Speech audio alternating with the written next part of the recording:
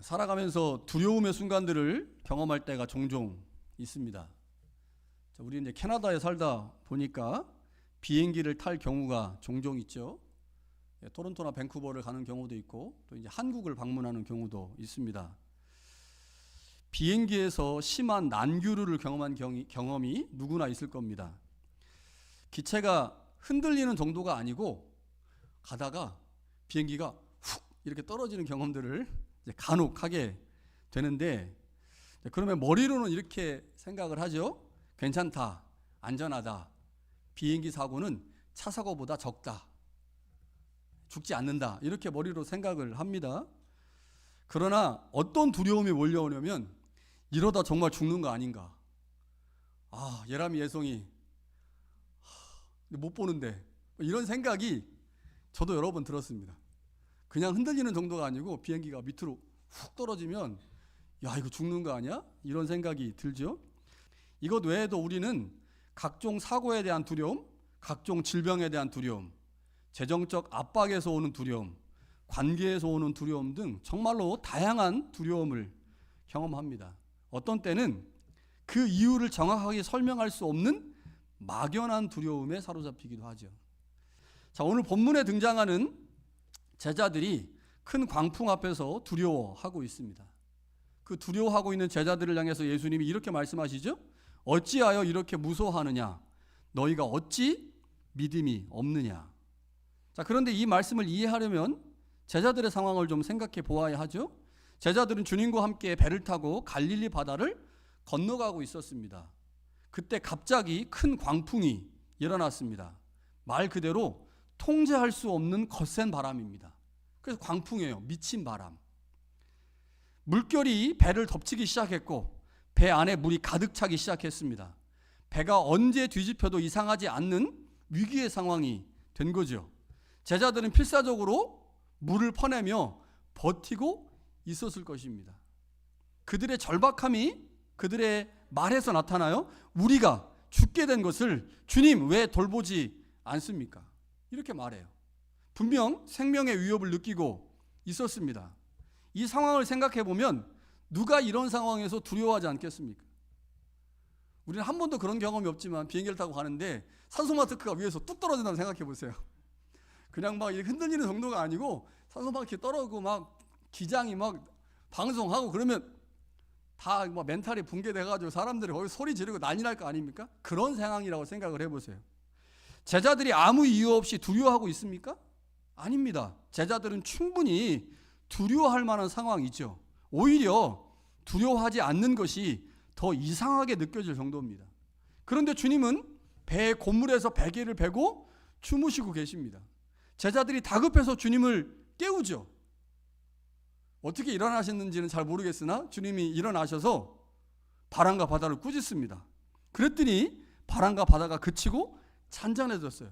그리고 주님이 제자들에게 말합니다. 왜 이렇게 무서워하냐? 여기까지는 괜찮아요? 왜 이렇게 믿음이 없냐? 왜 이렇게 믿음이 없냐? 라고 말씀을 하시죠. 사실 제자들의 입장에서 이 말씀을 받아들이기가 쉽지 않습니다. 오히려 이렇게 위급한 상황에서 우리가 두려워한 것이 무슨 잘못입니까? 라고 되물을 수 있었을 거예요. 이게 제자들의 마음입니다. 주님 생각해 보십시오. 이 정도 상황인데 비행기가 막 흔들리는 걸 넘어서서 산소 마스크가 떨어지고 막 기장이 방송하고 난리가 나는데 이런 상황에서 편안하다, 나는 편안하다, 나는 주님을 믿으니 편안하다, 이렇게 할 사람이 세상에 어디 있겠습니까? 여러분, 사실 우리는 제자들하고 비슷한 상황에 놓일 때가 많기 때문에 아마 우리도 제자들처럼 이런 상황에서 두려워하는 것이 무슨 잘못입니까? 라고 주님께 묻고 싶을 것입니다. 그게 우리의 솔직한 심정이죠. 그러나 주님은 제자들의 상황을 다 아셨음에도 불구하고 그렇게 말씀하지 않으셨죠.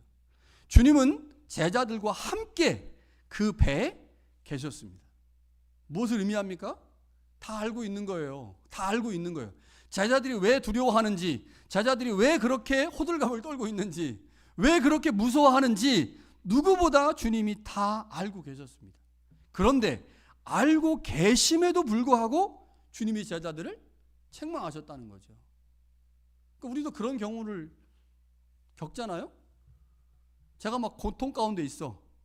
그런데 주님이 막 나에게 어떤 책망을 하시는 것 같아. 그래서 생각할 때 주님이 내 상황을 모르시니까 저러지. 내가 얼마나 고통 가운데 있고 얼마나 지금 낙심 가운데 있고 얼마나 힘든 상황에 있는지 모르니까 주님이 저런 소리 하시는 거지. 혹은 목사님이 오늘도 오셔가지고 신방하셔가지고 믿음으로 이겨내라. 믿음은 모든 것을 가능하게 한다. 그런 헛소리를 하고 하셨네, 목사님이. 목사님이 내 상황을 아무것도 모르니까 저렇게 내 상황 전혀 이해하지 않고 고려하지 않고 믿음으로 모든 걸 이겨내라고 말씀하시지. 야, 목사님 너무한다. 내 상황을 조금이라도 이해한다면 어떻게 저렇게 말할 수 있어? 우리 얼마든지 그럴 수 있거든요. 그런데 중요한 건 뭡니까?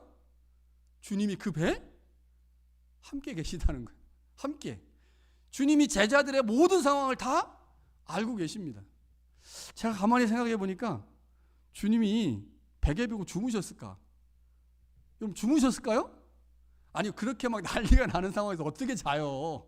못 자지. 그러니까 제 생각에는 주님이 주무신 것 같진 않고 주무시고 있는 척한 게 아닌가 이런 생각이 들죠. 그러니까 주님은 제자들이 어떤 상황에 놓여 있는지를 다 알고 계셨고 왜 두려워하고 있는지도 누구보다도 더 잘 알고 계셨습니다. 그럼에도 불구하고 주님께서 제자들의 믿음 없음을 지적하셨다고 하는 거죠. 그러면 분명히 이유가 있다는 겁니다. 왜 주님께서 제자들의 믿음 없음을 책망하셨을까? 우리 생각에는 제자들을 도닥거리고 제자들을 격려하고 야 너희들 잘하고 있어. 야 물 잘 퍼내고 있어. 조금만 가보자. 이렇게 제자들을 격려한 게 아니라 제자들을 꾸중하셨다는 거죠. 그러니까 주님께서 왜 그렇게 하셨는지 한번 생각해 볼 필요가 있죠. 자, 이 주님의 의도가 무엇인지를 이해하려면 본문에 나와 있는 단어 중에 우리가 집중해서 보아야 할 단어가 있습니다. 39절에 보면 두 단어가 나와요. 꾸짖다, 잠잠하다. 꾸짖다, 잠잠하다. 그런데 이 단어가 마가복음 1장 25절에도 동일하게 나옵니다. 자, 마가복음 1장 25절은 주님께서 회당에서 귀신 들린 사람을 고치실 때 그에게 했던 말씀을 기록하고 있는 절이에요. 자, 주님께서 이렇게 말씀하십니다. 귀신에게 잠잠하고 그 사람에게서 나와라. 그런데 오늘 본문에도 주님께서 바다를 꾸짖고 바다를 향해서 잠잠하라, 고요하라 라고 말씀하신다는 거죠. 그러니까 축기 사건에서 사용된 표현이 오늘 본문에도 그대로 드러나고 있습니다. 이런 점을 볼 때 주님께서 바람과 바다를 잔잔하게 한 사건은 단순한 자연현상을 통제한 사건이 아니고 이 안에 어떤 영적인 의미가 담겨 있다고 볼 수 있는 거죠. 그러니까 바람과 바다를 마치 귀신을 다루듯이 주님께서 말씀하셨다는 겁니다. 자, 그러면 이게 제자들의 상황과 어떻게 연결되는지를 좀 생각해 봐야 되겠죠? 자, 35절에 보니까 주님께서 이렇게 말씀을 하십니다. 우리가 저편으로 건너가자. 저편으로 건너가자. 이 말씀 때문에 사실은 사단이 난 거예요. 주님께서 이 말씀만 안 하셨어도 바람과 바다에서 바람과 파도 때문에 제자들이 난리를 치고 그것 때문에 주님으로부터 이 믿음 없는 놈들아 라고 책망을 안 받았을 텐데 사실은 원인 제공은 주님이 하셨거든요. 주님이 뭐라고 말씀하셨느냐? 우리가 저편으로 건너가자. 저편이 어딜까요? 자, 5장 1절에 보니까 저편은 거라사인의 지방입니다. 다시 말하면 이방인 지역이에요. 지금은 예수님께서 갈릴리 지역 유대인들의 땅에 머물고 계시다가 저편으로 건너가자. 그러니까 이방인의 땅으로 건너가자라고 말씀을 하시면서 이 일이 일어난 거죠. 자, 주님께서 저편으로 이방인의 땅에 왜 가시려고 했을까요? 뭐 예수님의 목적은 딱 한 가지였겠죠. 복음 전파. 그러니까 이방인 땅에도 복음을 전파하기 위해서 가시려고 한 거죠. 실제로 5장에 보면 주님은 거라사 지역에서 귀신 들린 사람을 고치심으로 그 땅에 하나님의 나라가 임하게 하셨습니다. 그러니까 주님은 이방인의 영역까지 하나님의 통치가 확장되고 있음을 보여주고 싶으셨던 거죠. 자, 광풍 사건은 이렇게 이방인 지역에서의 복음 전파와 연결해야만 그 의미를 잘 알 수 있습니다. 주님의 사역은 하나님 나라 사역이죠. 자, 하나님 나라 사역의 핵심은 하나님의 나라가 확장되는 겁니다. 더 많은 사람들이 주님을 믿고 더 많은 사람들이 하나님께 돌아오면서 하나님의 나라가 확장돼요. 그러면 동시에 어둠의 세력, 즉 사단의 나라가 무너지는 겁니다. 자, 하나님의 나라가 확장되면 될수록 사단의 나라는 동시에 무너지는 거죠. 그러니까 마귀의 입장에서 보면 예수님께서 바다를 건너 이방인의 땅에 가신다고 하는 것은 하나님의 나라가 이방인 땅에 전해져서 확장되는 것이지만 반면에 뭐를 의미해요? 자신의 나라가 무너지는 겁니다. 자신의 나라가. 이거 마귀 입장에서 그냥 가만히 두고 볼 수 없는 노릇이죠. 뭔가 해야 돼요. 그 일이 일어나지 않도록. 그러면 마귀가 어떻게 해야 되겠어요? 자신의 영역을 지키기 위해서 예수님의 사역을 방해해야 되겠죠. 방해할 수 있는 방법이 뭐예요? 주님이 그곳에 못 가시게 하는 겁니다. 못 가시게 하려면 어떻게 해야 될까요? 바람과 바다를 요동시켜서 포기하게 만드는 거죠. 그러니까 폭풍이 너무 강하게 치면 예수님이 이방인 땅에로 못 가시니까 중간에 배를 돌려 다시 갈릴리로 가게 하는 것, 이게 마귀가 할 수 있는 최대한의 방법입니다. 그래서 마귀는 바람과 파도를 사용해 주님이 이방인의 땅에 가지 못하도록, 그래서 주님의 사역이 포기되도록 하려고 했던 거죠. 주님이 이걸 어떻게 하셨어요? 그냥 잠에서 깨어나시더니 바람과 파도를 제압해 버리셨습니다. 마치 마가복음 1장에서 귀신을 내어 쫓을 때와 똑같은 모습으로 바람과 파도를 제압하시고 그 세력을 잠잠하게 하신 후에 갈릴리에서 거라사 지역으로 가셨습니다. 자, 그렇다면 주님께서 제자들에게 말씀하신 너희가 어찌하여 믿음이 없느냐라고 하는 것은 단순히 제자들의 감정적인 문제를 지적한 게 아닌 거죠. 두 가지를 생각해 봐야 됩니다. 첫 번째, 아직도 제자들은 주님이 어떤 분인지에 대한 인식이 없다. 주님이 누군지를 모르는 거예요. 아직도. 분명히 제자들은 수많은 기적을 보았습니다. 귀신을 내쫓고 병을 고치고 하나님의 나라가 전해지는 모습을 보았죠. 심지어 주님은 제자들에게 귀신 쫓는 권능도 주셨습니다. 아직 훈련 기간이긴 하지만 주님은 분명 제자들에게 그 권능을 주셨어요. 그럼에도 불구하고 제자들은 여전히 주님이 어떤 분이신지 잘 알지 못합니다. 오늘 본문에 뭐라고 되어 있어요? 그들이 심히 두려워하여 서로 말하되 그가 누구이기에. 아직도 그러고 있는 거예요. 그가 누구이기에 바람과 바다가 순종하지? 이야, 대단하네? 이러고 있는 겁니다. 또 다른 하나는요, 제자들이 지금 갈릴리 지역에서 거라사 지역으로 왜 가는지를 모르는 겁니다. 자, 주님이 어떤 분이신지 모르니까 당연히 그것도 잘 모르겠죠. 그러니까 주님은 분명히 갈릴리에서 거라사로 가면서 이방인 지역에 하나님 나라 복음을 전하면 사단의 나라가 무너지고 그것을 방해하는 세력이 존재할 거다. 그러니까 주님은 그곳에서 역사하던 사단이 하나님 나라 복음을 전하지 못하도록 바람과 파도를 일으키고 있다는 사실을 안 거죠. 그래서 마치 귀신을 제압하듯이 명령한 겁니다. 그리고 제압하신 후에 가셔서 복음을 전하셨거든요. 이러한 모든 사역의 일정에 대해서 제자들이 모르는 겁니다. 인식이 없는 거죠. 그러니 당장 눈에 보이는 파도와 바람만 보이는 겁니다. 예수님이 누군지 모르니 두려워할 수밖에 없었고, 예수님이 누군지 모르니 예수님이 왜 거라사인 지역에 가시는지, 그곳에 가게 돼서 일하게 될 것들, 그리고 그것 때문에 마귀가 어떻게 그 사역을 방해하는 이 모든 것들에 대한 이해가 아직 없는 거죠. 그러니까 주님께서 제자들에게 너는 왜 이렇게 믿음이 없냐라고 말씀하신 것은 단순한 제자들의 꾸짖음이 아니라 제자들이 여전히 주님을 모르고 있다. 그 주님을 모르니 그 주님께서 행하실 주님의 사역에 대해서도 모르고 있다라고 하는 것을 지적하신 겁니다. 주님께서 요구하시는 믿음이 뭐겠습니까? 어떤 상황 속에서도 예수 그리스도를 통해 하나님이 여전히 다스리고 계시고 자신의 백성들을 돌보시고 있다는 사실을 신뢰하는 믿음이죠. 광풍 속에서도, 눈에 보이지 않은 악한 세력의 방해 속에서도 하나님의 통치는 결코 흔들리지 않고 있다는 사실을 볼 수 있는 믿음, 그게 지금 제자들에게 필요한데 제자들은 아직 그것에 이르지 못했습니다.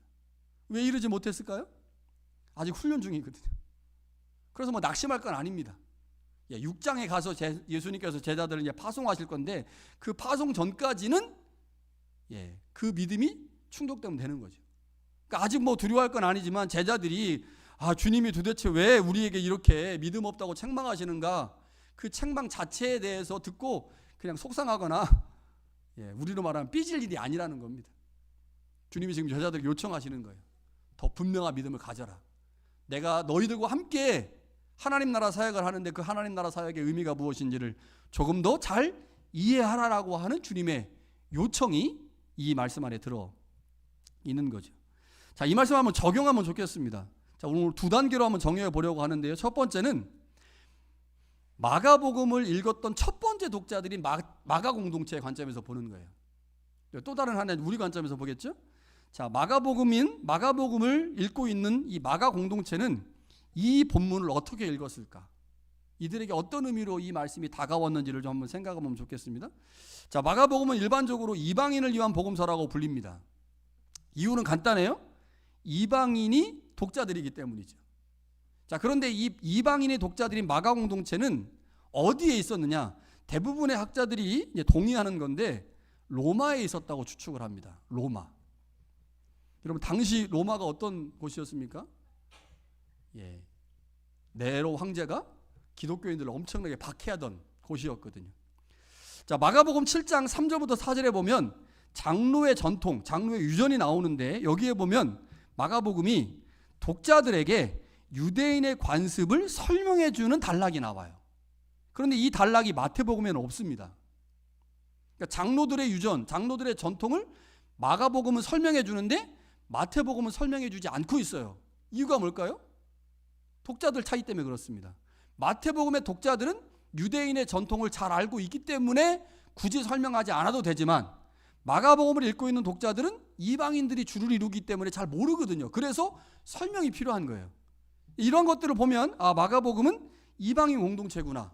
자, 그런데 그들이 위치에 있었던 곳이 로마였기 때문에 엄청난 고통과 박해를 경험하고 있었겠구나라고 우리가 추측을 하게 되죠. 마가 공동체는 삼중고의 고통 가운데 있었습니다. 첫 번째, 유대교로부터 박해를 받았어요. 극심한 박해를 받았습니다. 두 번째, 로마 정부로부터 박해를 받았습니다. 세 번째, 가족들의 배신을 경험했어요. 그러니까 가는 곳마다 내가 예수 믿는다는 이유 때문에, 내가 그리스도인이라는 이유 때문에 고통과 박해를 경험했던 게 마가 공동체입니다. 자, 이러한 박해 상황은 당시 역사 속에서도 확인할 수 있는데 로마의 역사가 중에 타케투스라는 사람이 있습니다. 이 사람이 주 110년경에 연대기를 하나 기록을 해요. 연대기를 기록하는데 이 연대기 기록에 보면 로마의 당시 황제가 네로였는데 황제가 불을 자기가 질러놓고 기독교인들을 박해할 목적으로 그 불을 기독교인들이 불을 질렀다라고 하면서 엄청나게 박해를 가했는데 어떤 식으로 죽였냐면 들짐승의 가죽을 사람에게 뒤집어 씌워가지고 개들에게 물려 죽게 하거나 십자가형에 처하거나 불에 태워 죽이는 방식으로 기독교인들을 죽였습니다.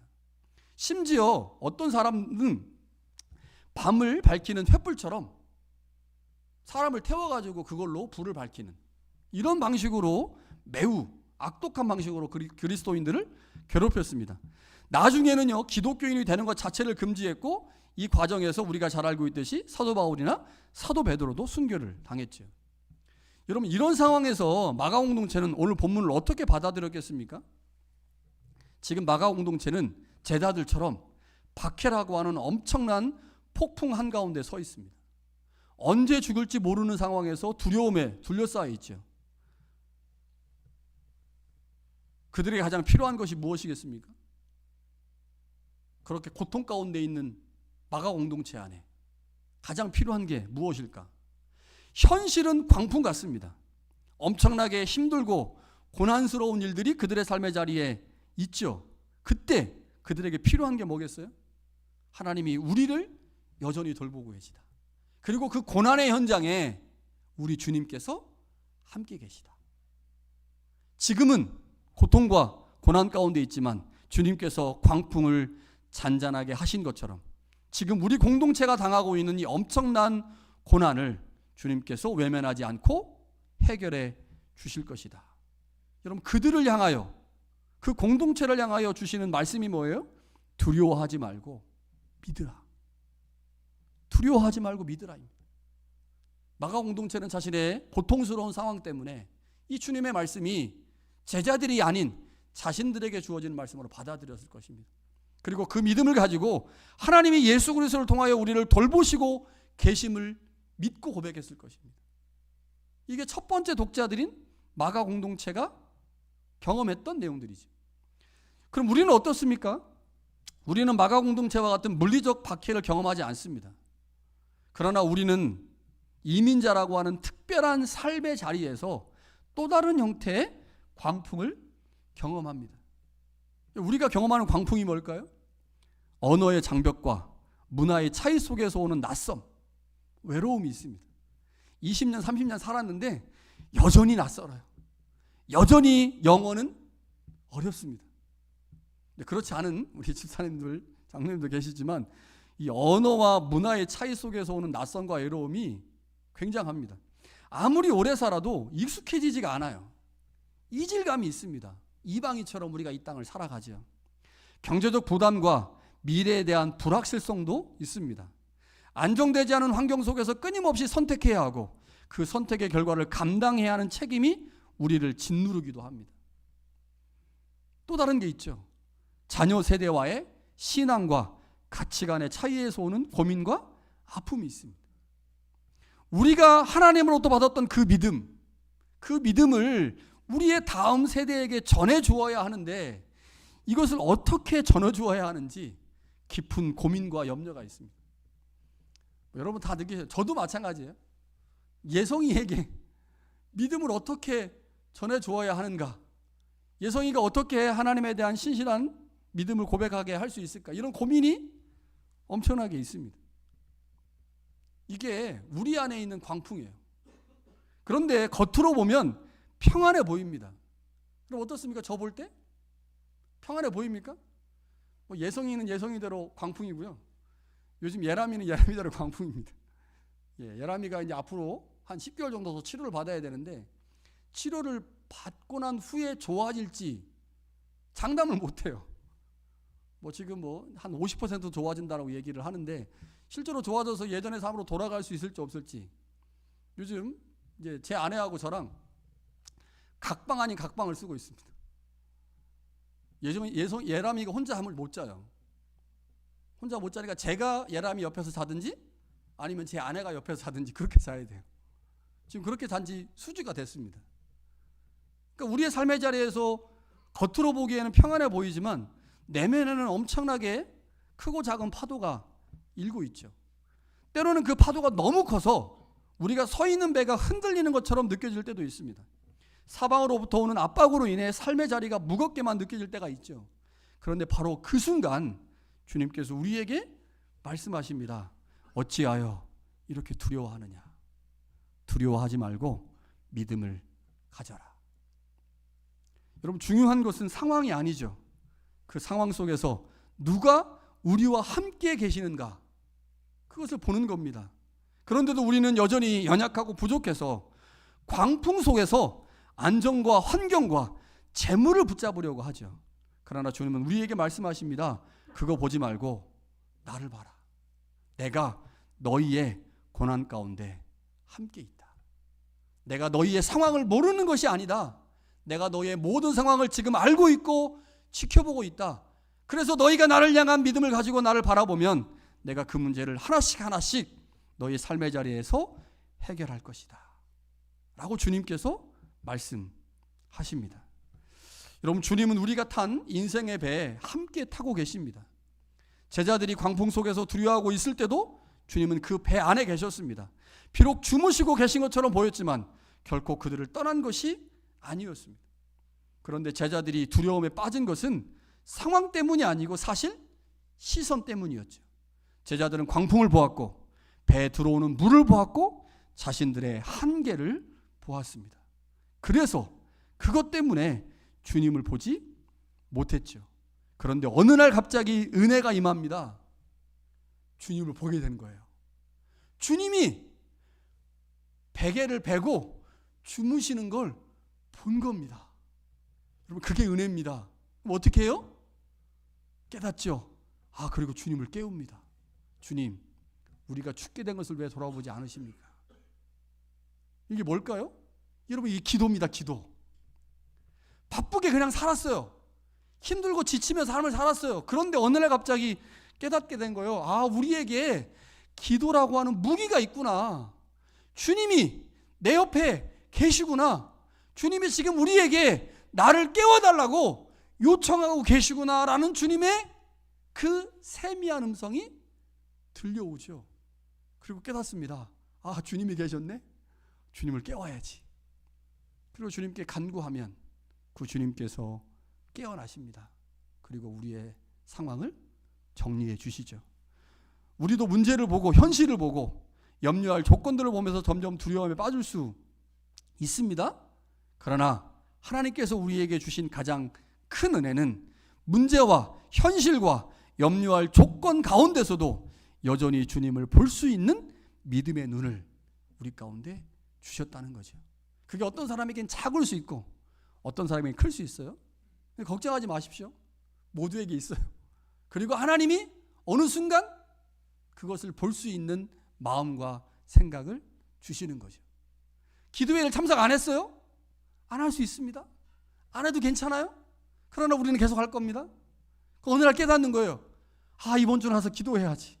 내가 가지고 있는 이 문제 기도함으로 하나님 앞에 고백해야지. 그래야 하나님이 이 문제를 가져가시고 해결해 주시지라고 하는 걸 불현듯 깨닫는 거예요. 왜요? 이번 주는 전교인 특별 금요 기도회니까. 깨닫는 거예요. 아, 그러네. 황주원 집사님. 불현듯 깨닫습니다. 그리고 왔어요. 그리고 하나님 앞에 기도합니다. 그럴 때 하나님이 은혜를 주시는 거죠. 마음에 평안을 주시고, 이번에는 특별히 또 주제가 평안이네. 아, 진짜 하나님이 우리 가운데 평안을 주심으로 이 모든 문제를 해결하게 하십니다. 여러분, 상황을 바라보는 자리에서 주님을 바라보는 자리로 그 자리를 옮길 때 주님은 바람과 바다를 잔잔하게 하심으로 우리의 삶 가운데서 일어나는, 그래서 우리의 삶을 위협하는 모든 세력으로부터 우리를 구원하실 것입니다. 우리와 함께 하심으로 우리 가운데 일하실 그 주님을 신뢰하는, 그 주님을 여전히 바라볼 수 있는 믿음이 우리 가운데 있기를 간절히 축원합니다.